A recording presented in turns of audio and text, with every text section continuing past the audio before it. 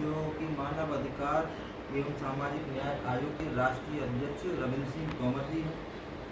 ये भली भांति आप जहाँ तक इनसे परिचित होंगे, आप जानते भी होंगे कि ये सामाजिक हित में कई लोगों के मुद्दे उठाते हैं और उसके लिए ये कार्य करते हैं। तो इनसे जानते हैं कि आज इनका एक बहुत बड़ा रैली का प्रोग्राम किया जा रहा है और इसके तहत ये क्या क्या आयोजन करते रहते हैं और क्या इसके अंतर्गत ये मुद्दे उठाते हैं। तो सर आप बताएंगे कि क्या मुद्दे रहते हैं आपके इसके अंतर्गत जो आप सामाजिक न्याय आयोग चलाते हैं। मानव अधिकार सामाजिक न्याय आयोग है, ये पिछले विगत 10 वर्षों से चल रहा है और ये सामाजिक न्याय एवं अधिकारिता मंत्रालय भारत सरकार वहाँ से ये पंजीकृत है। सामाजिक न्याय के लिए प्रतिबद्ध हैं मानव अधिकार सामाजिक न्याय। हमारा कार्य क्या रहता है कि हम समाज के मानव अधिकार हनन के जो मामले आते हैं उनको प्रधानमंत्री कार्यालय राष्ट्रीय मानव अधिकार आयोग भारत सरकार के माध्यम से उनका निराकरण करवाते हैं और ये सरकार और मानव अधिकार हनन के मामलों के बीच में एक सेतु का काम करता है।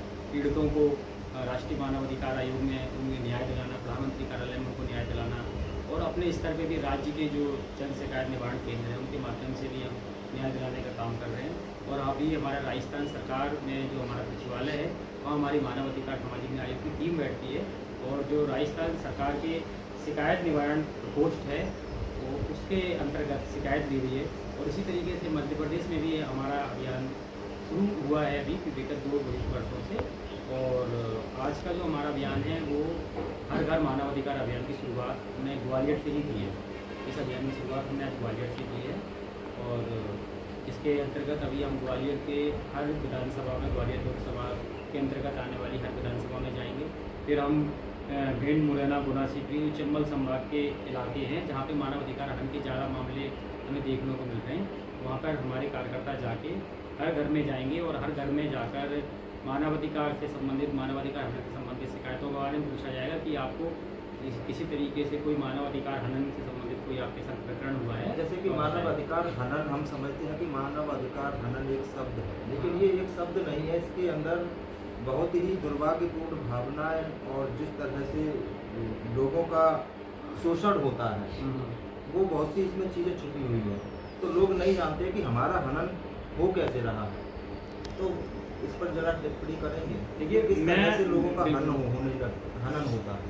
देखिए सबसे जो लोगों का हनन होता है ना, सबसे मेन होता है उनको जागरूकता का अभाव होता है।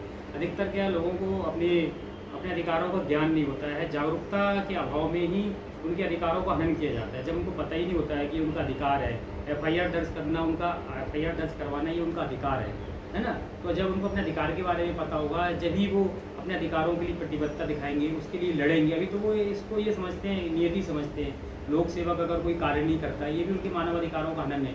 लेकिन अगर कोई लोक सेवक कार्य नहीं करता है तो व्यक्ति असहाय हो जाता है, वहाँ पर साथ बैठ जाता है। लेकिन जब उसे पता चलेगा कि लोक सेवक कार्य नहीं कर रहा है, कोई पब्लिक सर्वेंट कार्य नहीं कर रहा है, ये भी मानव अधिकार का हनन है, तो उसके खिलाफ वो आवाज़ उठाएगा। और हमारा उद्देश्य यही है कि हमें लोगों को बताना है कि आपका मानव अधिकार का ये हनन है। अगर सरकारी अस्पताल में आपका उचित इलाज नहीं किया जा रहा है तो आपका मानव अधिकार का हनन है। अगर आपकी थानों में FIR दर्ज नहीं की जा रही तो आपके मानव अधिकारों का हनन है। शिक्षा के अधिकार अधिनियम के अंतर्गत अगर आपके बच्चों का एडमिशन 25% स्थानों पर नहीं दिया जा रहा तो ये मानव अधिकारों का हनन है। इसके साथ ही अगर आपके राशन में मिलावट की जा रही है, मिलावटखोरी की जा रही है, आपको पता है कि आप जो चीज़ बाजार से, दुकान से लेकर उसमें मिलावट की जा रही है, तो ये भी आपके मानव अधिकारों का हनन है ना। और साथ में अगर आप किसी शहर में रह रहे हैं, अगर वहाँ पे फैक्ट्री वाली एरिया है और वहाँ पे प्रदूषण फैल रहा है जिसके कारण आपको बीमारियाँ हो रही हैं, आप कैंसर जैसी गंभीर बीमारियाँ हो रही है, कई हमने राजस्थान में पकड़ी है टेक फैक्ट्री को, तो ये भी मानव अधिकारों का हनन है। प्रदूषण के कारण अगर व्यक्ति मर रहे हैं तो ये भी मानव अधिकारों का हनन है। ये सब चीज़ों के बारे में व्यक्ति को ज्ञान नहीं होता है, तो व्यक्ति इनसे लड़ता नहीं है क्योंकि उनको लगता है ये तो नियति है, ये तो हो रहा है और ये तो होते ही रहेगा। उन्हें लगता ही नहीं कि हमारे मानव अधिकारों का हनन है। व्यक्ति को मतलब अभी 90% मामलों में पता ही नहीं होता कि वो मानव अधिकार हनन के पीड़ित हैं, मानव अधिकार के शिकार हैं। मानव अधिकार जैसा कि मिलावटखोरों के खिलाफ कार्यवाही होनी चाहिए, सरकार समय समय पर कदम उठाती रहती है, लेकिन कोई ठोस कानून इसके लिए नहीं बन पाया।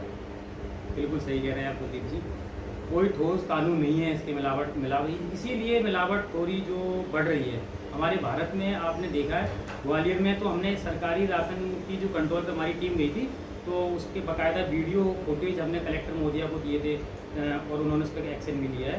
तो सरकारी कंट्रोल पे जब मिलावट हो रही है तो आप सोचिए कि निजी दुकानें होंगी, निजी लोग कितनी मिलावट करते होंगे, जबकि सरकार के पास तो फूड सेफ्टी डिपार्टमेंट है, उसके साथ ही तो वो तब भी मिलावट हो रही है। क्योंकि हम एक छोटा सा मुद्दा ले लेते हैं।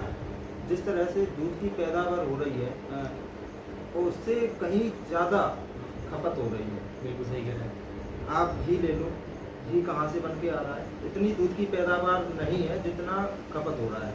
ये कैसे? आप पनीर ले लो, घी ले लो, दूध ले लो, हर घर तक दूध ही पहुँच रहा है, कंपनियों फैक्ट्रियों तक भी दूध पहुँच रहा है। ये वो कैसे? बिल्कुल सही कह रहे हैं। अभी हमने राजस्थान में हमारी टीम ने, जो मानव अधिकार की टीम ने वहाँ पे जब सर्वे की थी, तो वहाँ पर नकली दूध बनाया जा रहा था, और वो भी सरकारी डेयरी थी, वो सरकारी डेयरी थी। हमने खुद देखा, हमारे पास वीडियो फुटेज है। हमारी टीम एक जगह गई थी तो वहाँ पर नकली सरसों का तेल बनाया जा रहा था। ये तो एक बहुत बड़ी ऐसा तो गंभीर। मध्य प्रदेश में भी बहुत जगह चल रहा है। बहुत जगह क्या हो, तो हर छोटे कस्बे में आप देख लें, कोई भी अछूता नहीं बचा है। इसके लिए क्या ठोस आप कदम उठाएंगे? इसके लिए हम ना, अभी जब हम हर घर मानव अधिकार अभियान जो चला रहे हैं ना, उसमें हम प्रमुखता से शिक्षा का अधिकार अधिनियम, लेकिन आयोग आप चला रहे हैं, लोगों को आप जागरूक कर सकते हैं, लेकिन मिलावटखोरों के खिलाफ कार्यवाही कैसी हो? मिलावटखोरों के लिए हमने, क्योंकि आज आप आयोग चला लेंगे, हर घर जाके आप बता देंगे कि यहाँ ये आपको मिलावट वाली चीज़ मिल रही है, लेकिन उसको बंद कराने का जिम्मा कौन उठाएगा? उसको हम ही बंद कराएंगे। लोगों को हमें साथ चाहिए। हम माननीय राष्ट्रीय मानव अधिकार आयोग भारत सरकार और माननीय प्रधानमंत्री कार्यालय में लोगों के फार्म लेके जाएंगे, जो जिस तरीके के हमारे पास जो फार्म कलेक्ट होंगे वहाँ लेके जाएंगे। हम उन पे, हो सकता है हम संसद में भी इसके लिए कानून बनाने के लिए प्रयास कर रहे हैं, इस पर कानून बनाए जाएँ। क्योंकि आज हम जिस मोड़ पे आके खड़े हो गए हैं, वहाँ केवल आप और हम सब केवल मिलावटी खाना खाने को मजबूर हैं, क्योंकि हमें शुद्धता वाला भोजन कहीं भी पर्याप्त मात्रा में नहीं मिल पा रहा है। आप यहाँ से ले लें,